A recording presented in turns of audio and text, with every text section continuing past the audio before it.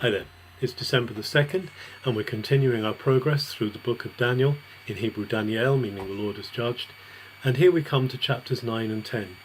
Chapter 9, Daniel sets in the first year of King Darius the Mede, and in this chapter it says that he discerns the timing which Jeremiah spoke about in his prophecies, maybe around chapter 25 of Jeremiah, that there were going to be 70 years of exile in total, from the time of the first exile to the time of the return.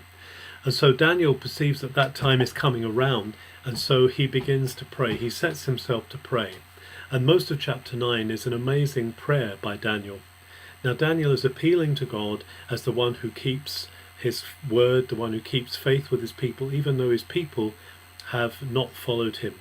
In fact, Daniel speaks to God as the Shomer HaBerit VaChesed, which means the keeper of the covenant and of covenant obligation. And the two here go together, and he's calling on God's covenant that he's made to restore his covenant with his people. He says, however, that the people are shamefaced. In Hebrew, boshet panim. We have shame of face is literally what it says. But you, Lord, he says, are compassionate and you are gracious. You're full of forgiveness. And there's this amazing unfolding. It says, even though we have rebelled against you, even though we've gone against you, God, yet you are rich in mercy. And he's appealing to that character and nature of God and appealing to his covenant. And he prays that Jerusalem will be restored. He perceives that God promised that this would happen. And indeed, at the end of his prayer, when he says, by the way, he's praying in fasting, he's praying in sackcloth, he's humbling himself before the Lord. And at the end of this amazing prayer, Gabriel, this man of God, this angel, comes to him, this warrior of God, his name means, comes to him and explains, yes, God is going to break through, there is going to be a restoration. And he's telling this to Daniel because he says, Daniel, you are beloved. You're the beloved one. And he's telling you this. But he says in quite difficult terms, in terms of the timing of things, he explains there's going to be a timing and God is going to restore the people. And actually there's going to be an anointed one, a Mashiach. Now we mustn't understand this necessarily as being the Messiah himself, but this is to do with a prince or a king who's going to be restored. Perhaps that's speaking of Zerubbabel, when Zerubbabel comes back, who is going to be of the line of David. However, Daniel says at the end of Gabriel says at the end of chapter 9 that things are not going to work out, that there's going to be a hard time for the people, that one is going to come who will suppress, who will put down, and there's going to be an abominable thing happening. And this seems to be a reference to the figure of Antiochus Epiphanes, the Syrian king who oppresses the people of Israel and seeks to impose upon them the Greek language and Greek culture, which actually comes and is commemorated in the festival of Hanukkah and in the restoration of the temple by the Jews under Judas Maccabee. So that brings us to the end of chapter 9.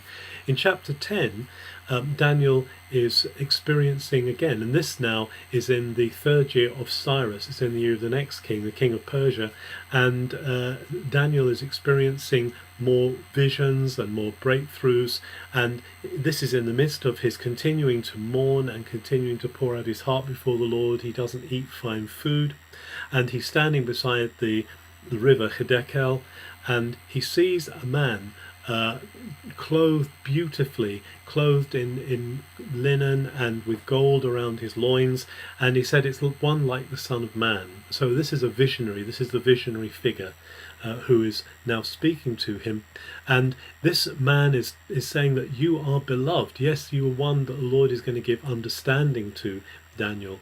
And as he does this, Daniel is really overwhelmed. First of all, Daniel ends up on his face on the floor, and then it says the man helps him up onto his knees. He's on hands and knees. There's a tremendous amount of movement happening in this chapter because of Daniel's responding to the power and to the glory and to the weight of the vision that he's seeing. And he's troubled by this. But Gabriel tells him, or this man rather tells him, that he's been trying to break through, but there's been a tremendous battle going on. He's been involved first in a battle with the prince of Persia. Now we don't know whether to understand that just as a spiritual power or whether that's a spiritual power embodied in an actual physical government. but he's been battling with the prince of Persia, and of course the Persians are the ones who are in power. And then this man says there's been a breakthrough, but actually, Daniel, I'm still to face another battle, which is with the battle against the prince of Greece, and that seems to be linked to this coming invasion of Alexander. So what it shows us is that there's constant warfare going on. There's that God and his angels, God and his armies are battling on behalf of Israel against her enemies who are coming against her. And God wants Daniel to understand what's happening. But then he is strengthened at the end of the chapter, and he's told again he is beloved, and he speaks peace to him, and he tells him to be strong. And at the end of the chapter then, Daniel is going to be told more about what's to come, and that refers to the chapters following. But there's this amazing insight here that Daniel is given because he's beloved and because he's listening to God, and particularly because he seeks God in prayer. We see Daniel here really pursuing God in prayer, seeking him with all his heart, and humbling himself before the Lord.